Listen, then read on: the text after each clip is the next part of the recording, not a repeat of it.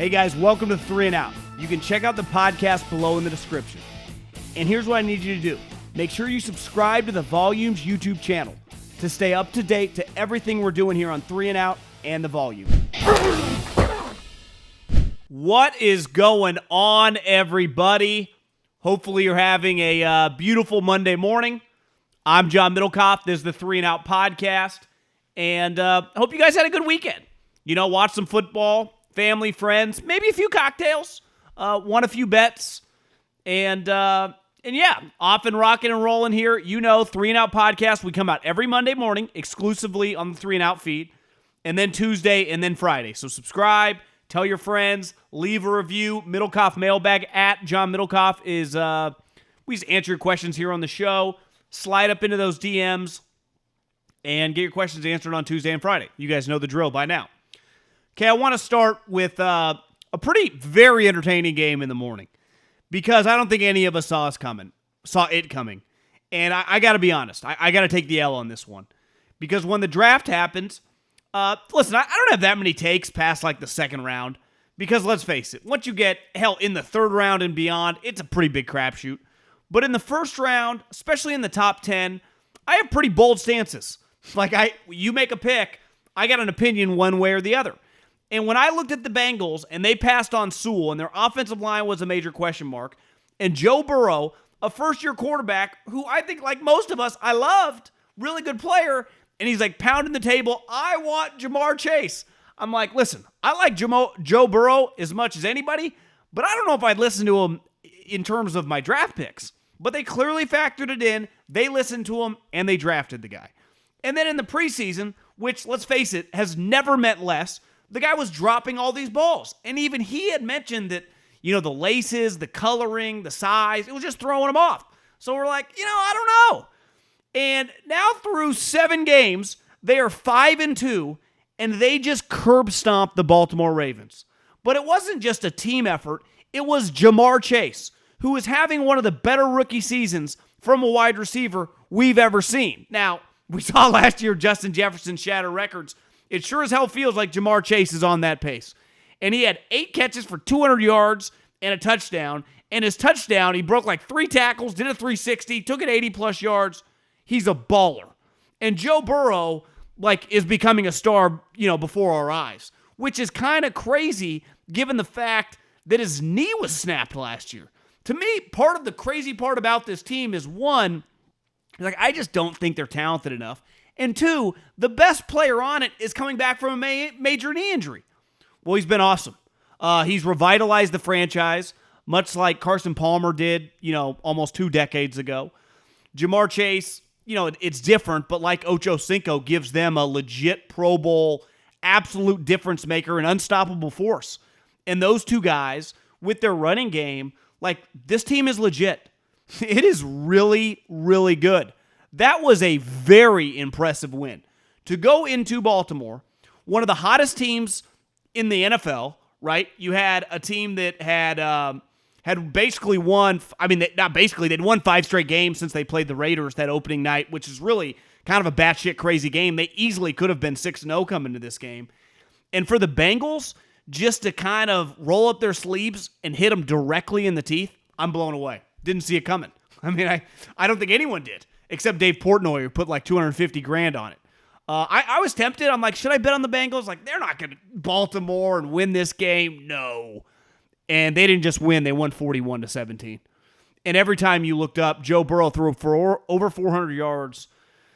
And I don't know. I think it's fair to say he's already a top 10 quarterback. I think it's fair to say that just based on this 1 year, Ja'Marr Chase is a top 5 wide receiver in the league. Everyone knows he's getting the ball, especially today. Marlon Humphrey, who I mentioned on Friday's podcast, one of the best corners in the league. He matches up with top guys. And to have that type production in this level of game, in a divisional game, so it's not like the Bengals who are teams are sleeping on now. It's like maybe they're not as good. This is a division game. Like the Ravens, I don't care how bad a bad team is. When they are in your division, you take them seriously. Look at the Patriots. Look at what Belichick has done to the Jets for like a decade. Curb stomps them every time he plays them because they take them really seriously. They never treat the Jets like their record. And coming into this game, it was like, okay, let's see what the Bengals got. do we have to say that they're a playoff team? Or, definitely have an opportunity to be a playoff team? Because on the flip side, sometimes, for whatever reasons, things just go haywire and things don't go your way. Like for the Bengals right now, everything is going their way. Really, the only thing that hasn't gone their way this year was that game when 7 missed kicks happened and they lost to the Packers in overtime, which they could have won. But it's like, whatever, you're playing the Packers, they're 6-1. It's not that big a deal in the grand scheme of things now because they've handled business. But the Chiefs, where it does feel like every time I watch Mahomes, and everyone's acting like he's playing like a scrub, he's fine. But he is turning the ball over at a pretty high rate. Now, of course, not every interception is his fault. Countless interceptions this year have gone through wide receivers' hands. And anytime that happens, just because the way that the stats work, he gets, a red flag, a ding, it goes on his stat sheet, right? The wide receiver never bears the burden of a ball going through his hands. But he is making some reckless plays. And then he had a fumble today where he was just scrambling in a little Shady McCoy style, just wasn't holding the ball that close. Now, ultimately, their defense is atrocious. They're not stopping anyone. And that puts a lot of pressure on Patrick. And things are just getting weird. And I think at 3-4, especially with the Raiders winning now at 5-2, and the Bengals 5-2, obviously the Ravens are going to make the playoffs, it's going to be a challenge. Their margin for error with that offense is basically slim to none now because we know their defense isn't that good. Now, I'm not going to just write them off and say they have no chance on God's green earth to make the playoffs because they have a head coach, a Super Bowl winning head coach. They have been the best team basically in the league for 3 straight years, and they've been in the AFC. They've hosted the AFC Championship game for 3 straight years. So they do have competitive culture. They do have championship blood, but their defense is awful. And Mahomes, for whatever reason, is just off. Something is just a little off. I'm not saying he's not good. I'm not saying I wouldn't take him on my team in a heartbeat. I'm just saying they're off. And when you're off, it's one thing the first couple games and you start like 2-2. It's another thing once you kind of get into November and you're 500. Now that extra game, you might have to get to 11 wins to get into the playoffs. Also, you factor in, while Denver sucks, the Chargers have already beat you. The Raiders are a completely different team since they kicked John Gruden to the curb.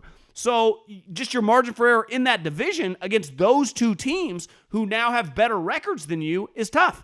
Plus, it's not like the Raiders will have no confidence playing against the Chiefs.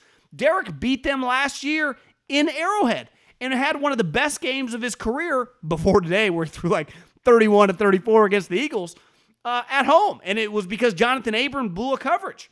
So I think it's fair to say that the Chiefs, we might be talking about a team that might not be in the playoffs, which is insane because I think they've become almost like an NBA level team. Like before the NBA season, you're like, Nets are in the playoffs. The Bucks are in the playoffs. The Lakers are in the playoffs. Even though the Lakers are struggling right now, 0-2. I hate the Lakers, by the way. It's really the only team that I still true to my my youth that I truly hate. I can't stand the Lakers. I root for them to lose every game. Now, granted, they've got off on me much more than I've ever got off on them in the sense that they win, and I've talked a lot of shit, and it hasn't amounted to much, but I get joy in that. And I don't get joy with the Chiefs. Obviously know the head coach, know the general manager, know other people on the staff. I root for the Kansas City Chiefs. But if I take an unbiased opinion here, it doesn't look pretty. And I think when you factor in that the Raiders, God, they look so much better without John Gruden. That's going to make it even more challenging for Kansas City.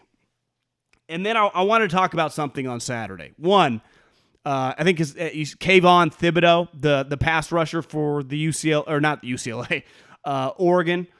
He's going to be the number 1 overall pick in the draft. I don't see any way he is not the number 1 overall pick in the draft. To me, he's the best player in this class, especially when there are no quarterbacks. There's no quarterback, in my opinion, worth a first-round pick. Now, I'm not saying there won't be a quarterback drafted in the first round. I just don't see a quarterback worthy of a first-round selection. So, obviously, anytime that happens, there are only a couple positions that can go number 1 overall. Offensive tackle, defensive lineman. And Thibodeaux, to me, is head and shoulders above every defensive lineman I've seen. He's going to be, if he's healthy, the number 1 pick in the draft. He's fantastic. And he made a couple plays against UCLA that were just like, oh my God. He's not Myles Garrett, but he's damn good. I actually think he has a chance to kind of have that type of ability. The length, the strength, the explosion. He's a really special player. But Ole Miss played LSU. And I've talked a lot, kind of it feels like over and over about this LSU job. It's, a top 5 job in the country. You could argue it's like third. If Alabama and Florida, Ohio State, I thought Florida because Urban Meyer, Ohio State in some order, you could argue Ohio State just is number one, just given, especially their conference. Alabama, it wasn't that great of a job till Nick got there, but LSU, the last 3 coaches have won national championships. And I think Lane Kiffin, to go to Ole Miss, and he's 6-1, their offense is dynamic. He has clearly matured. Like, sometimes in life, you don't need to overthink things. It's happening right in front of your eyes. Like, go get James Franklin. Go get Mel Tucker. Like, no, I'm watching this guy who's been an assistant OC recently in the SEC, and now he's a head coach in the SEC, and he's winning games every single week. Like, what other box does he have to check? Well, he battled some maturity issues. Yeah, 7-8 years ago. So did I. People grow. People change. Just offer Lane Kiffin the LSU job. And you can say, should he just stay at Ole Miss? And I'd say, listen, Ole Miss is clearly a really good job. And they retired Eli Manning's number this weekend, which his dad is the most famous player in the history of that program, and Eli's probably second now. So it was a really big deal. And they're not their son, but Cooper Manning, their brothers, his son Arch, who is a junior in high school, is easily the number 1 overall recruit in the entire country. And Lane Kiffin wants him. As he should. But I think he goes to LSU almost like, hey, Arch, you want to come and win a national championship with me? Now, is LSU going to offer him the job? I don't know. When you look at Scott Woodward's recent hires, we've talked about that before. It was Jimbo Fisher, Chris Peterson, that I guess had less red flags. I really don't look at Lane Kiffin like having red flags anymore because I think you can shake those. And I think he has shook them. And to me, he is the no-brainer guy that I would offer for the job. And I think he would immediately have success. We know that he can recruit. Unlike Ed Ogeron, I know that he influences a side of the ball, offense, right?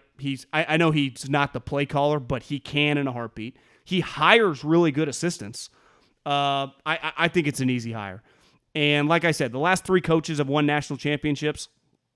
If you tell me that Lane Kiffin is the new head coach at LSU in a couple months, I will tell you that they will be in the playoffs at minimum in the next couple years, let alone competing to win national championships. Now, if you're Lane Kiffin, you could say this. I don't know how much longer Nick's going to coach at Alabama. He's going to be 70 years old. Me personally, I think he's going to try to make a deal with Arch Manning and say, listen, Arch, if you come to Alabama, so that's not this year, and it's not next year, so it's in 2 years. He'll be 72. I will coach until I'm 75. You will be the starter, and then you'll be 3 years, and then you'll go pro. I will commit to you 5 more years. And if that happens, there might be nothing Lane or Kirby Smart can do. I saw Arch's game was on ESPN. I think on Friday night, Kirby Smart was there. But I got so many names flowing through my head. If Nick come there, I think Arch would be crazy not to go to Alabama. It's where the most NFL players are. It's where the most success happens. It's where consistently now quarterbacks are getting drafted really high happens. So, but if he's open-minded, I think Lane would be every bit of the right decision given what he's doing with Matt Corral, who might be the top quarterback in this draft, though I know the guy from Pittsburgh, Pickett, looks pretty good. I have not seen the guy I'm not watching Liberty football during the fall. I will dive into it if it's worthy of it in January or February if this guy's a legitimate first-round prospect. But until then, I would, to me, the decision was made. And honestly, for me, it was already trending that way, but Saturday, when Ole Miss curb stomped and dog walked, whatever way you want to describe LSU, just kicked their ass, I think that was more than an audition. I think you might as well just offer them the job. See you guys tomorrow. Have a great week, and we will talk soon. Adios. Thanks for watching 3 and Out. You can check out the podcast below in the description, and make sure you subscribe right now to the Volumes YouTube channel.